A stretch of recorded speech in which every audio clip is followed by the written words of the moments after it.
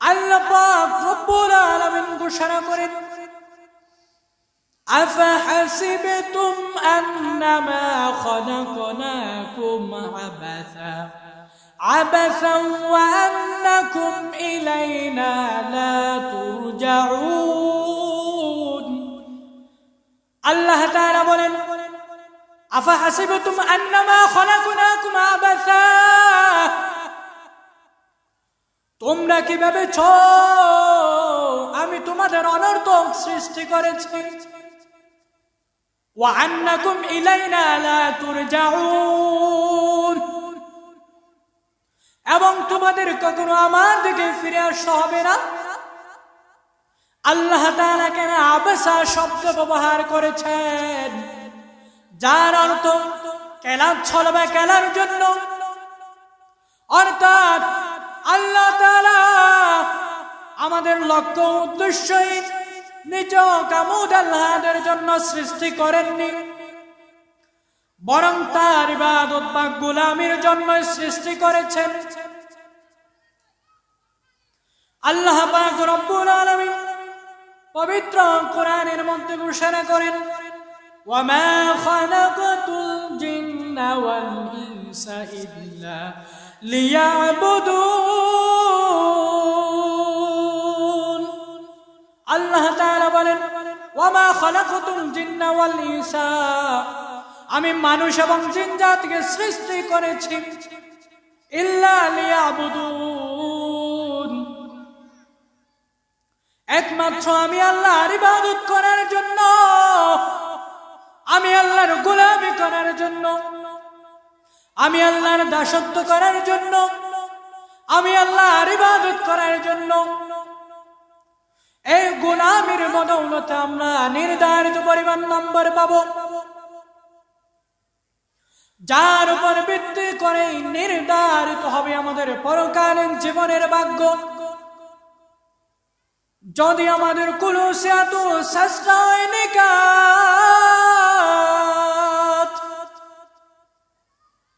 তাহলে পরীক্ষায় কিছুটা কম নম্বর পেলেও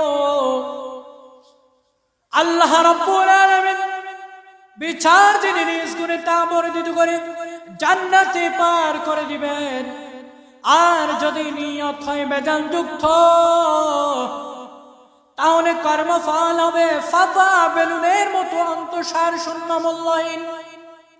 যা কিছু করার দুনিয়ার জীবনেই করতে হবে, কারণ পরকালীন জীবনের পুরো ভাগ্যই নির্ভর করে আমাদের দুনিয়াবী জীবনের উপর। মৃত্যু যেহেতু অবধারিত এবং এর সময় অনিশ্চিত, তাই সর্বদাই আমাদের মৃত্যুর জন্য প্রস্তুত থাকতে হবে। একান্তে নীরব বসে একটু ভাবুন তো, আজ থেকে প্রায় 100 বছর পর আমাদের প্রায় প্রত্যেকের দেহ মাটির নিচে, অস্তিত্ব যখন রূহের জগতে, নিজের ওই মুহূর্তটা একটু কল্পনা করুন তো। ইতিমধ্যে ফেলে দেওয়া সুন্দর বাড়িটা হয়তো পরবর্তী প্রজন্ম ভোগ করেছে, পছন্দের কাপড় চোপড় গুলো ব্যাগডেটেড হয়ে গেছে, শখের গাড়িটি হয়তো অন্য কেউ চালাচ্ছে, আর আমায় খুব কম মানুষই স্মরণে রেখেছে। কেউ হয়তো আমাকে নিয়ে আর ভাবেও না, ভাবার সময় বা কোথায়। সবাই যে নিজ নিজ কাজে ব্যস্ত, যাদের ভবিষ্যৎ নিয়ে চিন্তা করতে করতে নিজের জীবন শেষ করে দিয়েছিলাম, তারা আমাকে স্মরণ করার সময়টুকু বের করতে পারছে না। এটাই পৃথিবী, এটাই এখানকার নিয়ম।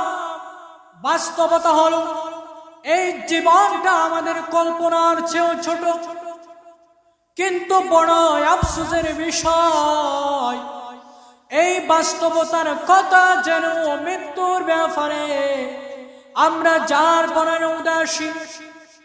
যে দুনিয়ার বিষয়ের মেয়াদ অনিশ্চিত, সেই দুনিয়াকে আপন করতে আমরা ব্যস্ত।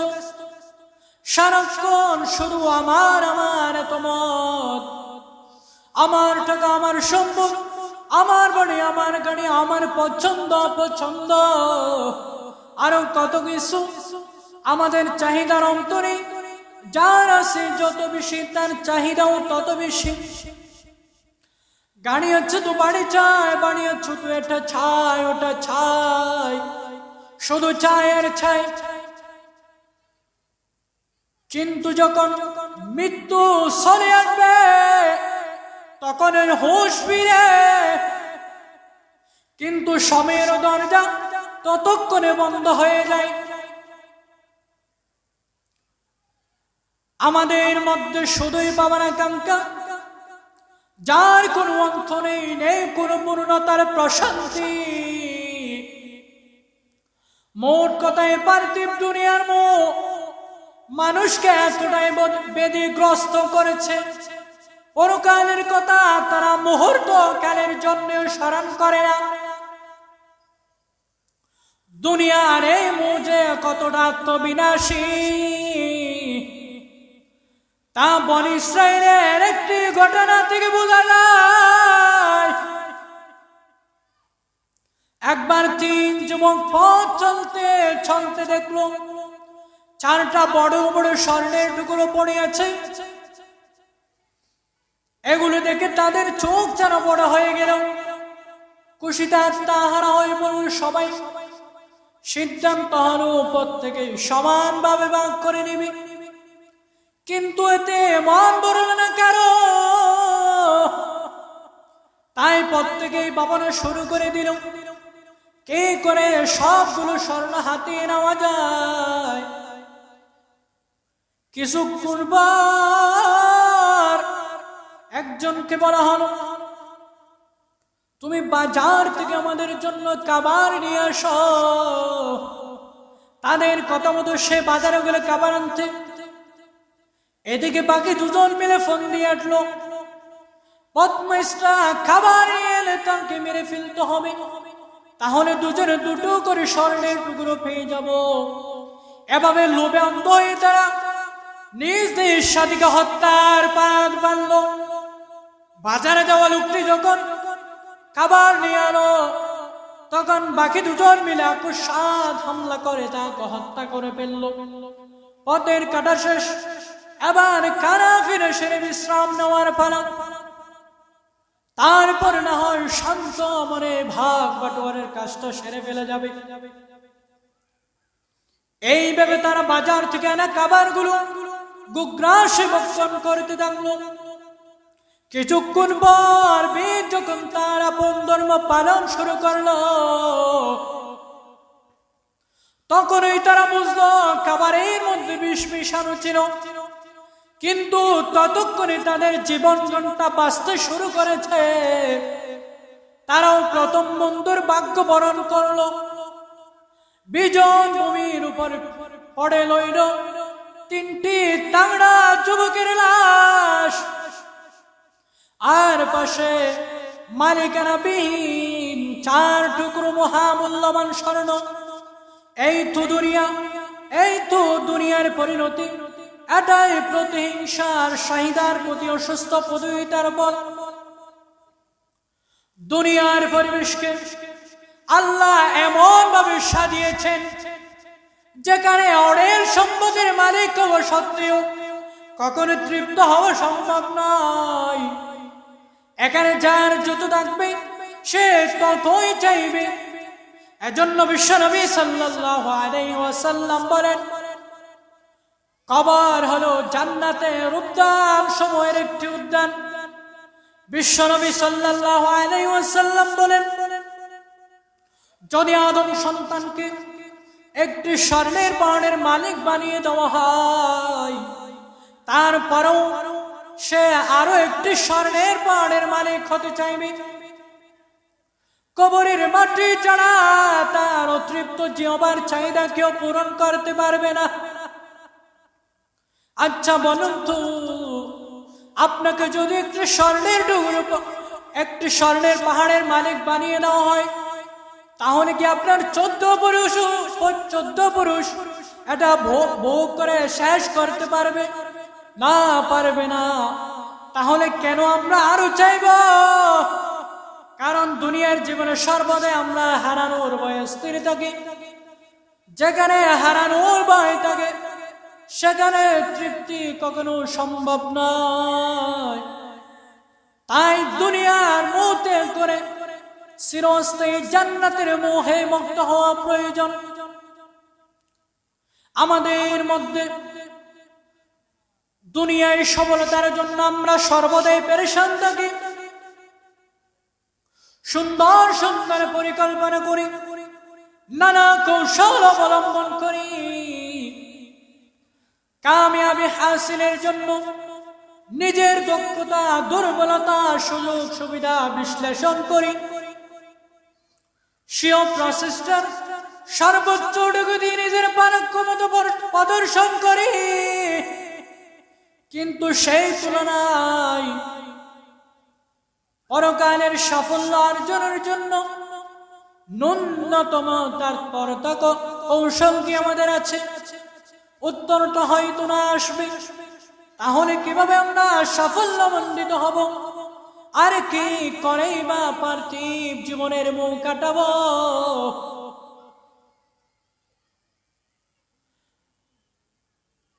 যার জন্ম হয়েছে তার মৃত্যু হবে।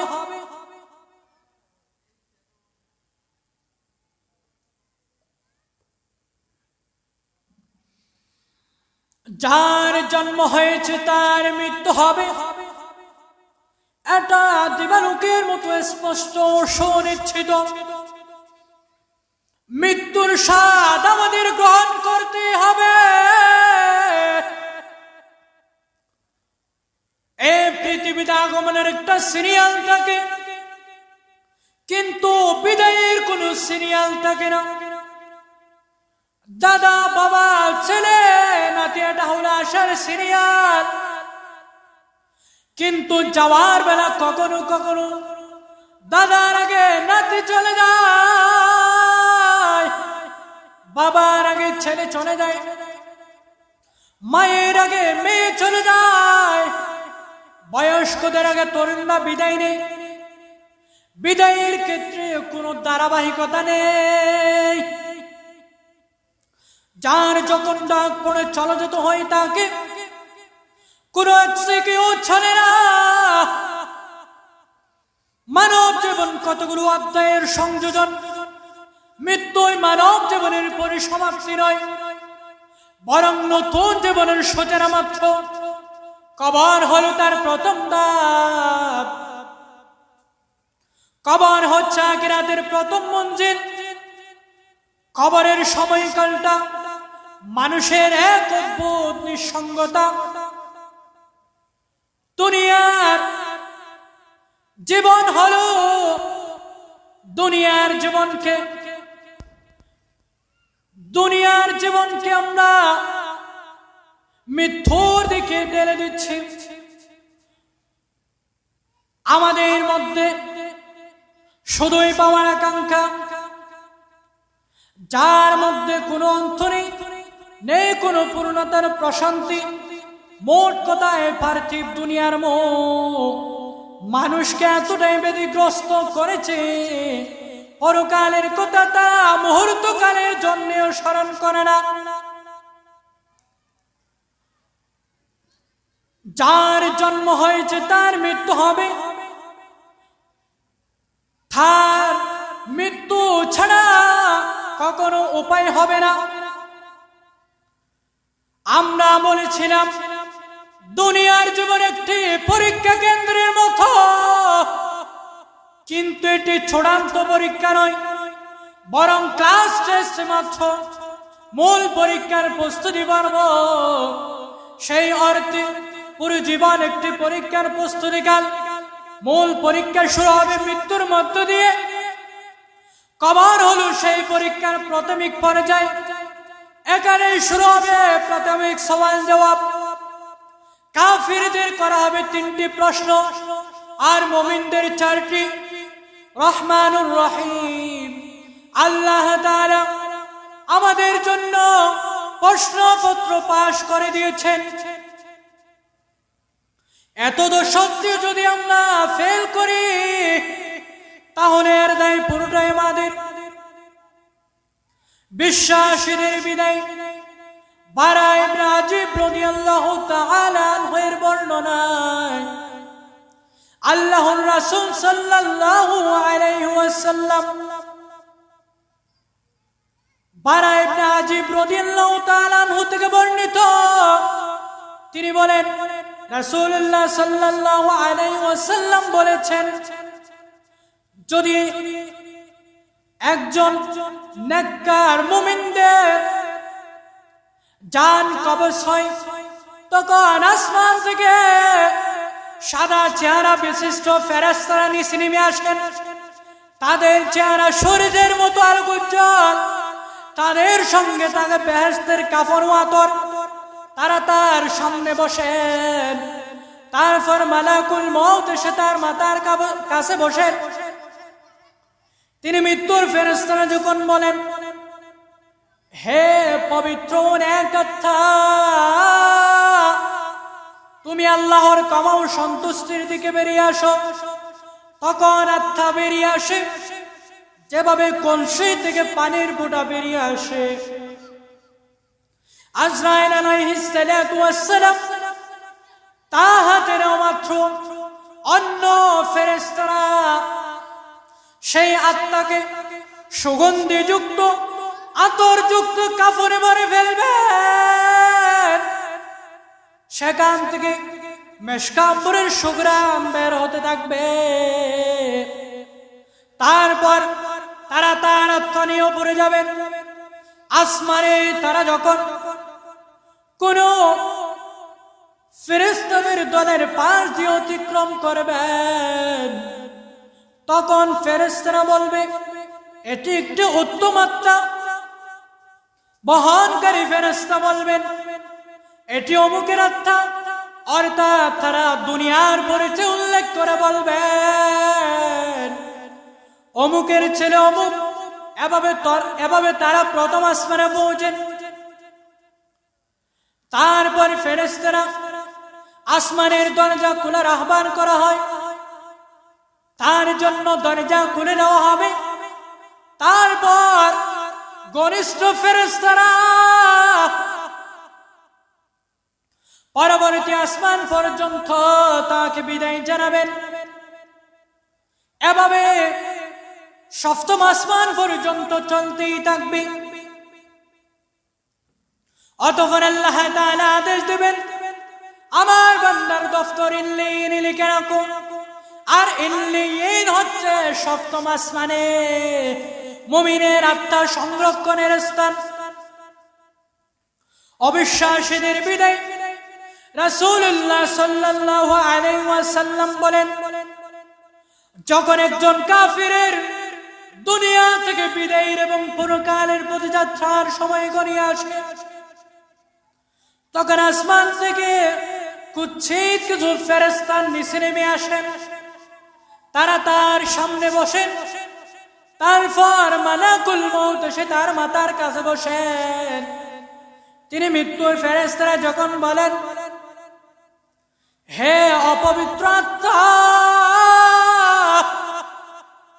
আল্লাহর রাগ ও অসন্তুষ্টির দিকে বেরিয়ে আসো। তারপরে তিনি তার দেহে আশ্রাতে শুরু করবেন, যেভাবে ছুরিকে বেজা ফসলে আশ্রানো হয়।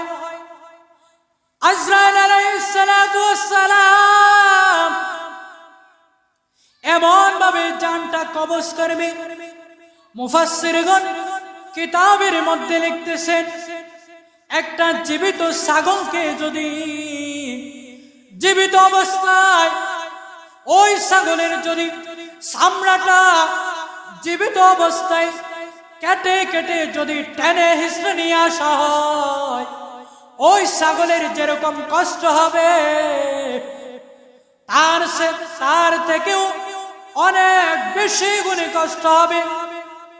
ওই বৎখার লোকের মৃত্যুর সময় মৃত্যুর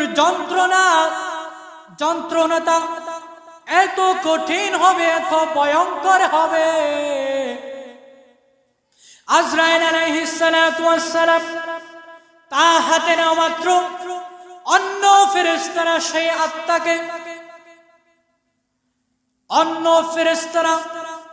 সেই আত্মাকে দুর্গন্ধযুক্ত কাফনে ভরে ফেলবেন। সেখান থেকে মৃত পচা লাশের দুর্গন্ধ বের হয়, যা কখনো কখনো দুনিয়ার মানুষ অনুভব করে। তারা একে নিয়ে ঊর্ধ্বারোহণ করেন। তারা যখন ফেরেশতাদের কোনো দলের পার দিয়ে অতিক্রম করবেন, তখন ফেরেশতারা বলবে এটি একটি নাপাক আত্মা। বহনকারী ফেরেশতারা বলবেন এটি অমুকের আত্মা। অর্থাৎ তারা দুনিয়ার পরে উল্লেখ করে বলবেন এটা অমুকের ছিল অমুক। এভাবে তারা প্রথম আসমানে পৌঁছেন। পরবর্তী আসমানের দরজা খুলে দিতে বলবেন, কিন্তু তার জন্য দরজা খোলা হবে না। রাসূলুল্লাহ সাল্লাল্লাহু আলাইহি ওয়াসাল্লাম কোরআনের আয়াত পাঠ করেন, যার অর্থ হলো তাদের জন্য আসমানের দরজা খোলা হবে না, তারা জান্নাতে প্রবেশ করতে পারবে না যতক্ষণ না পর্যন্ত সূচের ছিদ্র মতো প্রবেশ করবে। এরপর রাসূলুল্লাহ সাল্লাল্লাহু আলাইহি ওয়াসাল্লাম বলবেন তার আমলনামা জমিনের সর্বনিম্ন সিজ্জিনে রেখে দাও, তার আত্মাকে ছুটে ফেলা হবে।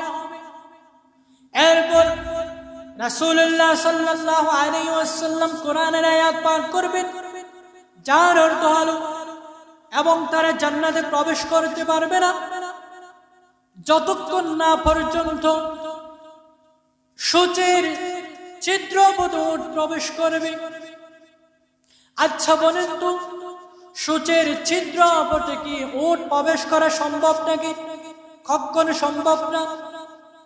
বারজাকের প্রথম স্টেশন কবর হলো আলামুল বারজাক, তথা মৃত্যুর পরবর্তী জীবনের প্রথম স্টেশন। মৃত্যুই মানব জীবনের পরিসমাপ্তি নয়, বরং নতুন জীবনের সূচনা মাত্র। কবর হলো তার প্রথম ধাপ। কবর হচ্ছে আখিরাতের প্রথম মঞ্জিল। কবরের সময়কালটা মানুষের এক অদ্ভুত নিঃসঙ্গতা ও একাকিত্বের অভিজ্ঞতা। ঘুম থেকে উঠার পর স্বপ্নের জগৎটা যেমন ঝাপসা মনে হয়, বাস্তবকে মনে হয় আসল সত্য, ঠিক তেমনি মৃত্যুর পর দুনিয়ার জীবনকে মনে হবে একটা স্বপ্ন, যাকে আপনি ঘুমন্ত অবস্থায় কাটিয়েছেন। ফেরেশতাদের সাথে সব অভিজ্ঞতার পর এখন আপনি ফিরে এসেছেন আপনার কবরে। আপনাকে মাটি দেওয়া হয়ে গেছে, ফিরে চলে গেছে সব কাছের লোকজন। এখন একাকিত্ব আর নিঃসঙ্গতায় আপনার একমাত্র সঙ্গী। ঈমান আর সৎ কর্মের পুঁজি সাথে না থাকলে কবরের প্রথম রাতের রিমান্ডে জীবনের অর্জিত সকল সম্পদ, ক্ষমতা, সার্টিফিকেট তথা ডক্টরেট ডিগ্রি, মাস্টার্স ডিগ্রি সব উধাও হয়ে যাবে। শুধু কাজে লাগবে মক্তব্য শেখা সেই তিনটি লাইন, মান রব্বুকা, তোমার রবকে, মান দিনুকা, তোমার দিন কি, মান নবিয়ুকা, তোমার নবীকে। এত সম্পদ, সম্মান, যশ খ্যাতি আপনার কি কাজে লাগবে যদি না এই প্রশ্ন তিনটির যথাযথ উত্তর করতে পারেন? যদি না এই প্রশ্ন তিনটির যথাযথ উত্তর করতে পারেন, পরকালের প্রথম ইন্টারভিউ মুমিন বান্দাকে প্রশ্ন করা হবে, মান রব্বুকা, তোমার রবকে। সে উত্তর দিবে আল্লাহ আমার রব। তাকে প্রশ্ন করা হবে তোমার দিন কি? সে উত্তর দিবে আমার দিন ইসলাম। অতঃপর তৃতীয় প্রশ্ন করা হবে নবী করিম সাল্লাল্লাহু আলাইহি ওয়াসাল্লামের অবয়ব থেকে প্রশ্ন করা হবে, এই ব্যক্তি আপনি কি চিনেন? তখন নেককার লোকেরা বলবে তিনি হলেন আল্লাহর রাসূল সাল্লাল্লাহু আলাইহি ওয়াসাল্লাম। অতঃপর নেককার ব্যক্তিকে আরো একটা প্রশ্ন করবেন, তুমি এগুলো জানলে কিভাবে? তখন সে বলবে মহানবী সাল্লাল্লাহু আলাইহি ওয়াসাল্লাম আমাদের কাছে মহানবের পক্ষ থেকে সুস্পষ্ট প্রমাণাদি নিয়ে এসেছিলেন, আমরা তার প্রতি বিশ্বাস স্থাপন করেছি এবং তাকে সত্যায়ন করেছি। তখন ফেরেশতারা তাকে অভিনন্দন জানাবে, তার কবরকে 70 হাত পর্যন্ত প্রশস্ত করে দেওয়া হবে, তার কবরে জান্নাতের বিছানা বিছিয়ে দেওয়া হবে, তার কবরের সাথে জান্নাতের সাথে কালেকশন করে দেওয়া হবে। তাছাড়া মৃত্যুর কথা স্মরণে আনার জন্য আমাদের ঘন ঘন কবরস্থানে যাওয়া প্রয়োজন। কবর জিয়ারত করা সুন্নাহ। কবরস্থানে গেলে মনে মৃত্যুর অনুভূতি জাগ্রত হয়, মনে হয় আমাকেও এই পরে আগমন করতে হবে, আমাকেও একদিন এই কবরস্থানের মধ্যে আসতে হবে। সেজন্য বিশ্বনবী সাল্লাল্লাহু আলাইহি ওয়াসাল্লাম বলেন, আমি আগে তোমাদের কবরে যেতে নিষেধ করতাম, এখন সেই নিষেধাজ্ঞা উঠিয়ে নিলাম, এখন থেকে তোমরা কবর জিয়ারতে যাবে। তাই বলে কবরে গিয়ে কবরবাসীর কাছে কিছু চাওয়া যাবে না, কারণ সাঁতারে না জানা ব্যক্তি সাগরে পড়লে জমানশয় হয়ে যায়। তার চেয়েও অধিক অসহায় নিঃস্ব হয়ে যায় কবরে শায়িত ব্যক্তি। সে আমাকে আপনাকে কি দিবে? বরং কিছু দেওয়ার থাকলে আপনি তাকে দিতে পারেন। কিছু দোয়া দরুদ পাঠ করে আল্লাহর কাছে তার নাজাতের জন্য ফরিয়াদ করে আসবেন, এগুলো তার উপকারে আসবে। সে আমাকে আপনাকে কিছুই দিতে পারবে না, আমাকে আপনাকে কিছুই দিতে পারেন তিনি হলেন কে? তিনি হলেন আমাদের রব মহান আল্লাহ তাআলা। শেষ বিদায় মুমিন মাত্র আমরা সবাই হুসনুল খাতিমা তথা সুন্দর বিদায় বা ঈমান মৃত্যু কামনা করি। প্রত্যেকে চায় চির বিদায়ের মুহূর্তটি যেন এমন হোক আমার রব আমার উপর সন্তুষ্ট, আমিও আমার রবের প্রতি সন্তুষ্ট থাকি। এভাবে বিদায় নিতে পারাটা পরম সৌভাগ্যের এবং পরম সফলতার। আল্লাহ পাক রব্বুল আলামিন পবিত্র কোরআনের মধ্যে ঘোষণা করেন, ইন্নাল্লাযীনা ক্বালু রাব্বুনাল্লাহ সুম্মা ইসতাকামু তাতানাজ্জালু আলাইহিমুল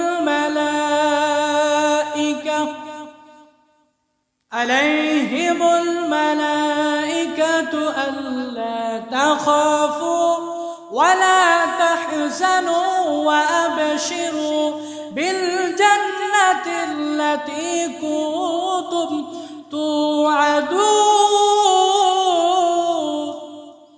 আল্লাহ পাক রব্বুল আলামিন পবিত্র কোরআনের মধ্যে ঘোষণা করেন, ইন্নাল্লাযীনা ক্বালু রাব্বুনাল্লাহ,